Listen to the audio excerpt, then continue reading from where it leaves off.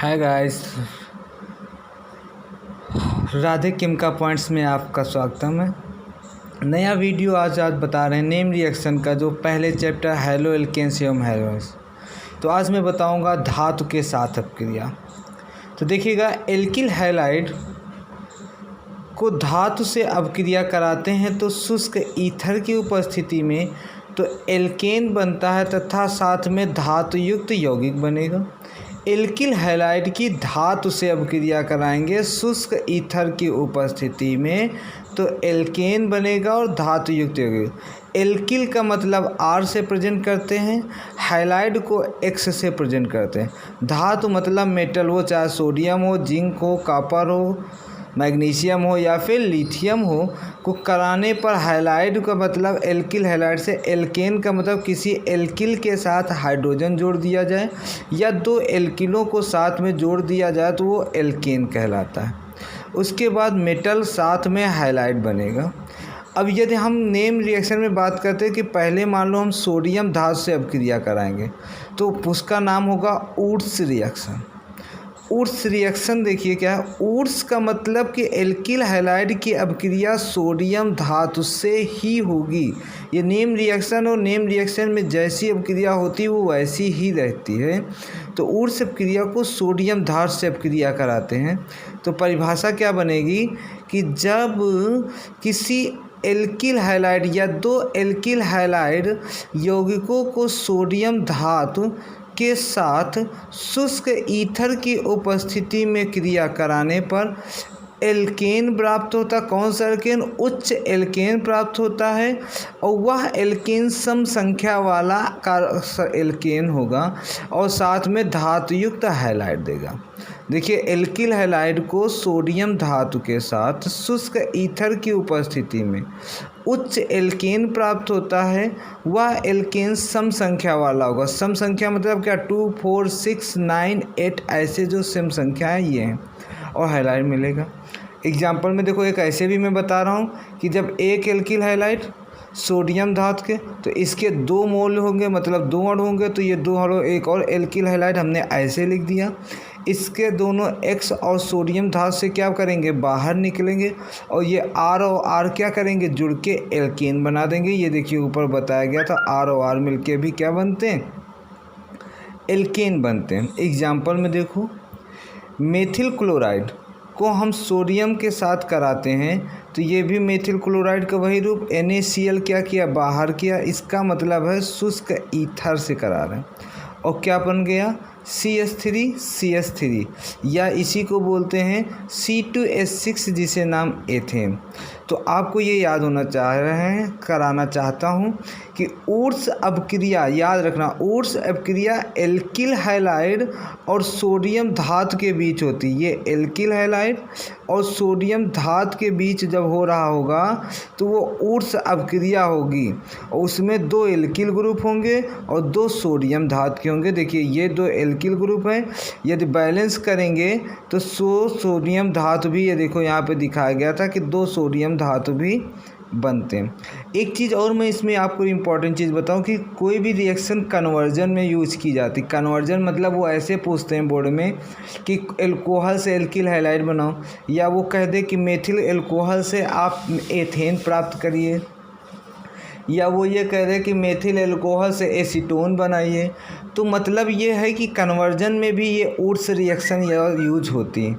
कैसे use reaction होगी कि देखिए, आपको ध्यान दो, इस रिएक्शन में देने युक्त वाली बात है कि जहाँ पर एक एल्किल ग्रुप मतलब एक कार्बन संख्या वाला यौगिक से जो यौगिक दूसरा बन रहा वो 2 कार्बन संख्या, एक कार्बन से 2 कार्बन संख्या में परिवर्तित हो रहा, मतलब इसमें कार्बन संख्या की क्या हो रहा है? इंक्रीजिंग करा रहा है।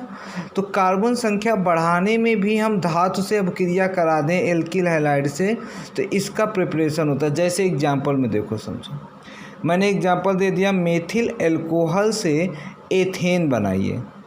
मेथिल एल्कोहल से एथेन बनाइए। अब मेथ का मतलब मुझे पता है 1 कार्बन होता है और एथ का मतलब पता है 2 कार्बन, मतलब 1 कार्बन वाले यौगिक से 2 कार्बन वाला यौगिक बना, मतलब इसमें क्या करना है, कार्बन संख्या को बढ़ाना है। और एल्कोहल का मतलब OH वाला ग्रुप लगा होगा।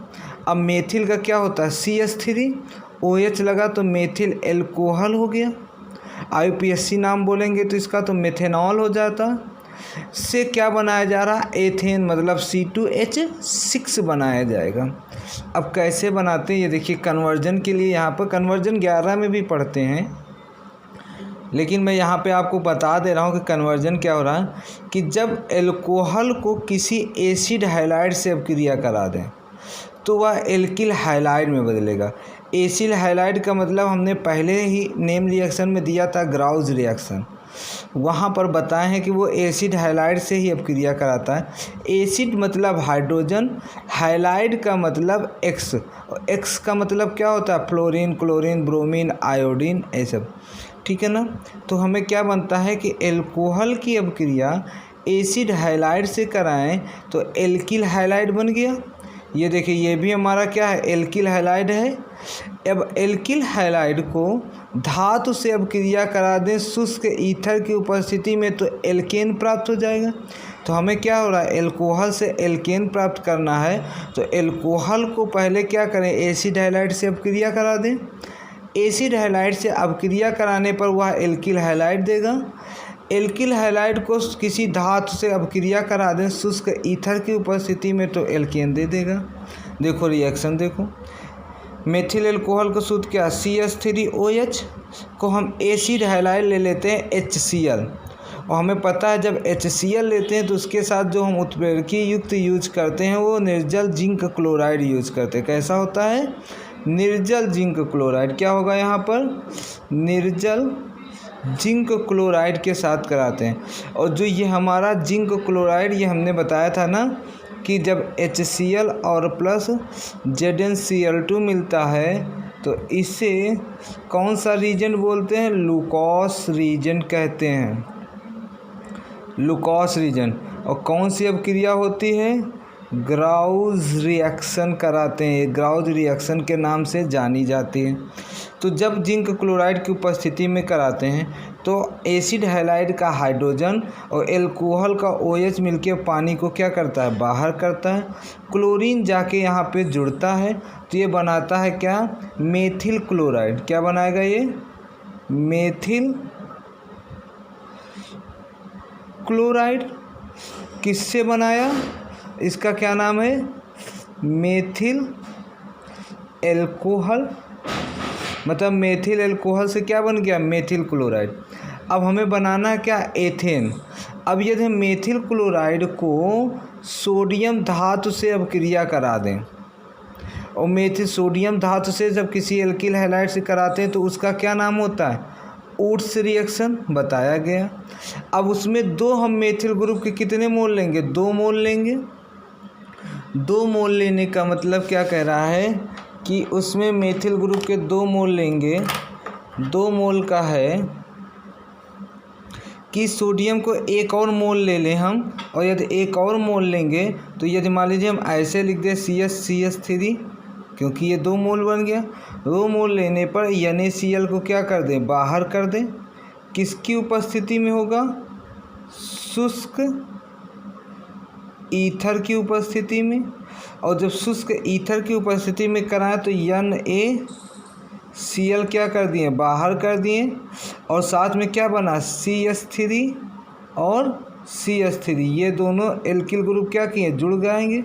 CH3 या इसी को लिख सकता हूँ C2H6, जिसका क्या नाम है, एथेन नाम होता है।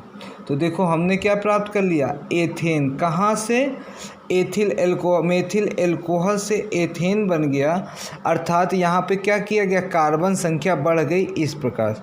अब बैलेंसिंग करने के लिए 2 इसको कर दो, 2 इसको कर दो, बैलेंस हो जाता है। तो इसका रिएक्शन हम यहाँ पे बता दिए यहीं पर आपको कि क्या हो रहा है, कि इसका रिएक्शन बता दिए कि ये रिएक्शन कन्वर्जन में भी यूज करते हैं। किसी भी धातु से अपक्रिया करा देते हैं कि वो किसी भी कार्बन संख्या को बढ़ा देता है। जैसे जैसे आप आगे पढ़ते जाएंगे वैसे वैसे इस रिएक्शनों का यूज करना।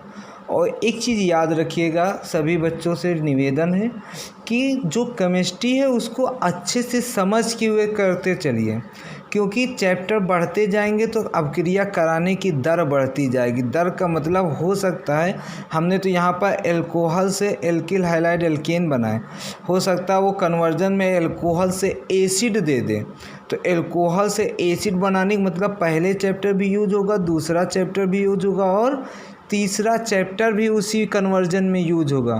तो स्टेप बाय स्टेप आप समझेंगे तभी केमिस्ट्री सरल हो जाएगी। एग्जाम्पल मैं बता दूं, जैसे कि खाद की बोरियां होती हैं, वैसे खाद की बोरी खोलने के लिए यदि आपको पहला धागा सही से ना मिला तो उसको आप कितना भी काटते चले जाएं वो सही से नहीं खोल सकते। उसी प्रकार से यदि पहला धागा सही से खोल लेते हैं तो आराम से एक धागा पकड़ के खींच लेंगे, पूरी बोरी खुल जाएगी।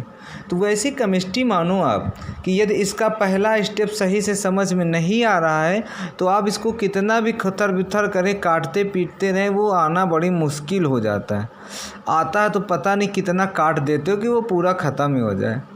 तो ये समझना है कि आपको यहाँ पर मैं रिएक्शन बता दिया कि वुड्स रिएक्शन जो कराएगा वो सोडियम धातु की उपस्थिति में कराता है एल्किल हाइलाइड के साथ। उस शुष्क ईथर की उपस्थिति होती है और एल्केन बनाएगा कैसा, सम संख्या वाला 2, 4, 6, 8, 10 वाला।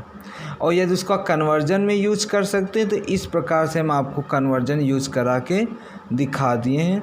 तो अब आपको नेक्स्ट होमवर्क है कि आप करके देखिएगा। क्वेश्चन यदि मैं बात कर दूं तो कह दूं कि एथिल एल्कोहल